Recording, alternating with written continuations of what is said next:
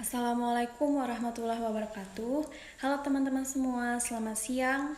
Semoga selalu sehat dan tetap semangat belajar. Perkenalkan, kami dari kelompok 1 yang beranggotakan Almaida Rabia Dela Idayati, Muhammad Fauzi, Erpa Esyana, Sofia Rahmah, Muhammad Sodikin, dan Ulia Ulpah. Kami akan menjelaskan materi tentang unjuk kerja konselor.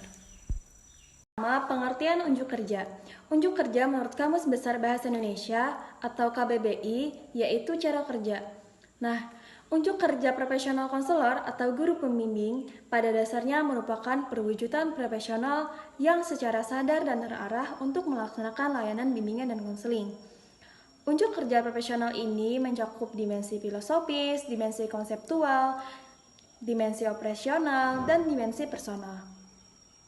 Unjuk kerja konselor sangat dipengaruhi oleh kualitas penguasaan keempat kompetensi tersebut yang dilandasi oleh sikap, nilai, kecenderungan pribadi yang mendukung. Kompetensi akademik dan profesional konselor secara terintegrasi membangun keutuhan kompetensi pedagogik, kepribadian, sosial, dan profesional. Yang kedua, ada dasar yuridis.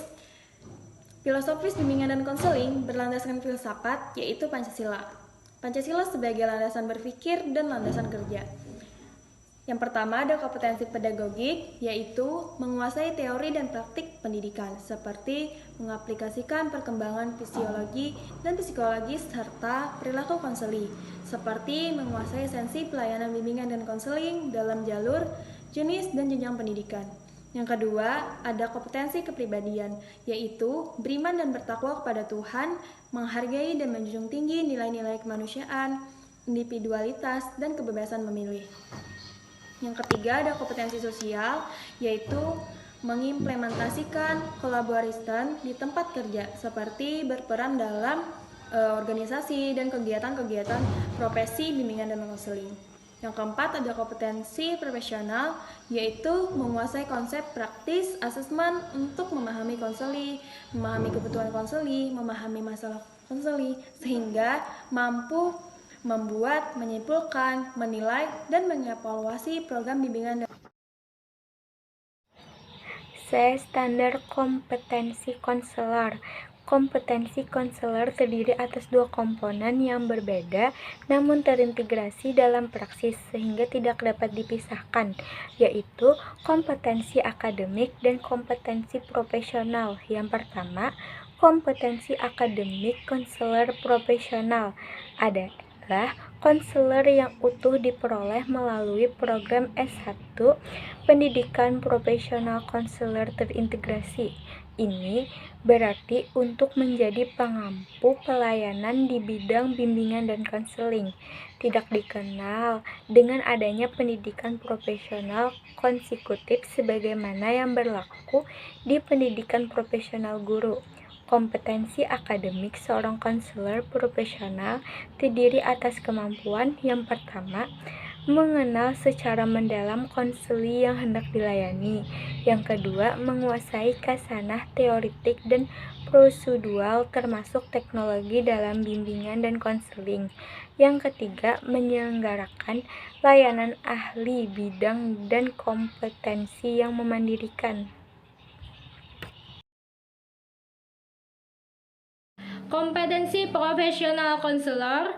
Penguasaan kompetensi profesional konselor terbentuk melalui latihan dalam menerapkan kompetensi akademik dalam bidang bimbingan dan konseling yang telah dikuasai itu dalam konteks otentik di sekolah atau arena terapan layanan ahli lain yang relevan melalui program pendidikan. Profesi konselor berupa program pengalaman lapangan atau PPL yang sistematis dan sungguh-sungguh atau rigorous yang terentang melalui dari observasi dalam rangka pengenalan lapangan atau latihan keterampilan dasar penyelenggaraan konseling, latihan terbimbing atau supervised practice yang kemudian terus meningkat menjadi latihan melalui penugasan terstruktur atau self-managed practice sampai dengan latihan mandiri self-without practice. dalam program pamagangan kesemuanya di bawah pengawasan dosen pembimbing dan konselor Pamong 15 atau Fiver Esingek dan Kolona 2004. Sesuai dengan misinya untuk menumbuhkan kemampuan profesional konselor, maka kriteria utama keberhasilan dalam keterlibatan mahasiswa dalam program pendidikan profesi konselor berupa program pengalaman lapangan itu adalah pertumbuhan kemampuan calon konselor dalam menggunakan rentetan panjang keputusan kecil atau minute decisions atau Tashish Quality G yang dibingkai kearifan dalam mengorkestrasikan optimasi pemanfaatan dampak layanannya demi ketercapaian kemandirian konseli dalam konteks tujuan utuh pendidikan. Asesmen penguasaan kompetensi profesional konselor.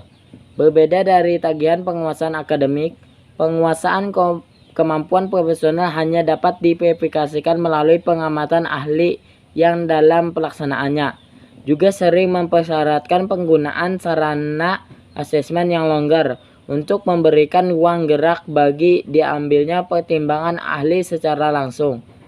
Misalnya, sarana asesmen yang menyerupai alat penilaian kemampuan guru atau APKG yang merupakan High Reference Assessment Instrument yang telah beredar di lingkungan LPTK sejak awal dekade 1990-an.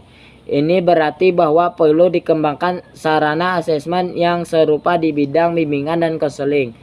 Yang juga perlu dicatat sebagaimana telah diisyaratkan di atas adalah bahwa asesmen kemampuan profesional konselor itu tidak cukup apabila hanya dilaksanakan melalui pemotretan sesaat, melainkan harus melalui pengamatan berulang. Asesmen penguasaan kompetensi profesional itu bukan hanya difokuskan kepada sisi tingkatan kemampuan, melainkan dan terlebih-lebih penting lagi adalah kualitas keseharian kinerja konselor.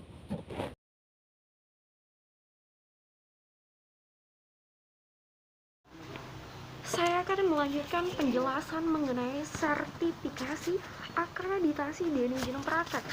Untuk sertifikasi atau bisa dipanggil dengan certification adalah suatu pernyataan kelayakan tentang kompetensi seseorang untuk melakukan suatu tugas yang menuntut suatu keahlian tertentu berdasarkan atas hasil asesmen terhadap penguasaan kompetensi yang telah diterapkan sebagai standar. Lalu untuk akreditasi yang mungkin sering kawan-kawan dengar atau disebut dengan accreditation, suatu penilaian kelayakan teknis atau juga akademis suatu lembaga penyelenggaraan program pendidikan tertentu untuk menghasilkan lulusan dengan spesifikasi kompetensi yang sesuai pada standar yang ada. Lalu untuk izin praktek atau biasa disebut dengan lisensur, secara umum pemberian izin praktek untuk menyelenggarakan layanan ahli yang dikeluarkan oleh pejabat publik dalam bidang yang relevan kepada pengampu layanan ahli yang telah dinilai kompeten. Kita sedikit lagi menilik pada ranah kita, yaitu selaku calon konselor mengenai izin prakteknya. Yang pertama, Akin sendiri belum menetapkan bahwa izin praktek diberikan oleh Akin atas dasar rekomendasi Dewan Akreditasi dan Lisensi. Untuk pemberian izin praktek sendiri harus ada yang namanya kajian-kajian yang cermat, seperti di bidang lain, entah itu kedokteran atau psikologi, yang tanpa kontraks, agar tidak gegabah dalam menerbitkan izin praktek yang ada. Nah, untuk perihal kelancaran untuk memenuhi kewajiban yang ada di kode etik, bukan hanya kewajiban yang harus dilaksanakan oleh Apkin juga harus dilaksanakan dan sebagai tugas keorganisasian setiap warga Apkin.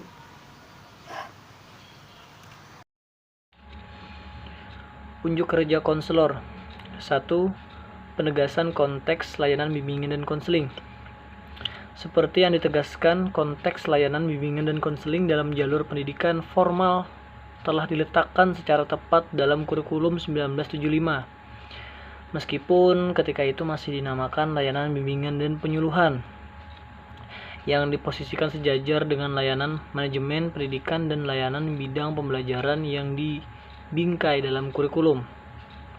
Akan tetapi dalam Permendiknas 022 tahun 2006 tentang standar isi layanan bimbingan dan konseling sebagai bagian dari kurikulum, yang isinya dipilih menjadi: yang pertama, kelompok mata pelajaran, yang kedua, muatan lokal, dan yang ketiga, materi pengembangan diri yang harus disampaikan oleh konselor kepada peserta didik.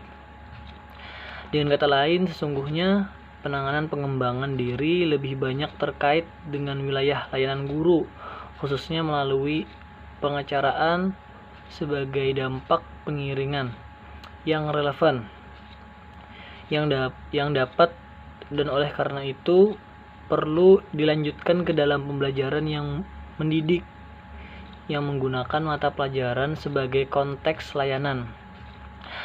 Meskipun demikian, konselor memang juga diharapkan untuk berperan serta dalam bingkai layanan yang komplementer dengan layanan guru, bahu-membahu dengan guru, termasuk dalam pengolahan ekstrakurikuler.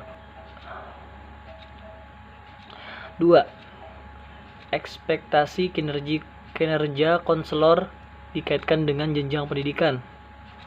Meskipun sama-sama berada dalam jalur pendidikan formal, namun perbedaan rentan usia peserta didik pada setiap jenjang memicu tampilnya kebutuhan layanan bimbingan dan konseling yang berbeda-beda pada tiap jenjang pendidikan. Namun batas ragam kebutuhan antara jenjang yang satu dengan jenjang yang lain tidak terbedakan sangat tajam, yang tergambar sebagai gair. Dengan kata lain, batas perbedaan jenjang tersebut lebih merupakan suatu wilayah di pihak lain. Perbedaan yang lebih signifikan juga nampak pada sisi pengaturan birokratik. Seperti misalnya di taman kanak-kanak, sebagian besar tugas konselor ditangani langsung oleh guru kelas taman kanak-kanak, sedangkan di jenjang sekolah dasar, meskipun memang ada permasalahan yang memerlukan penanganan oleh konselor, namun cukup layanan belum menjustifikasi untuk ditempatkan posisi struktural konselor di tiap sekolah dasar sebagaimana yang diperlukan di jenjang sekolah menengah, sehingga perlu dirumuskan bentuk layanan bimbingan konseling di jenjang sekolah dasar. Baik, itu tadi pemaparan materi tentang unjuk kerja konselor oleh kelompok kami. Semoga pembelajaran hari ini dapat bermanfaat bagi kita semua. Salah hilafnya mohon maaf. Wassalamualaikum warahmatullahi wabarakatuh.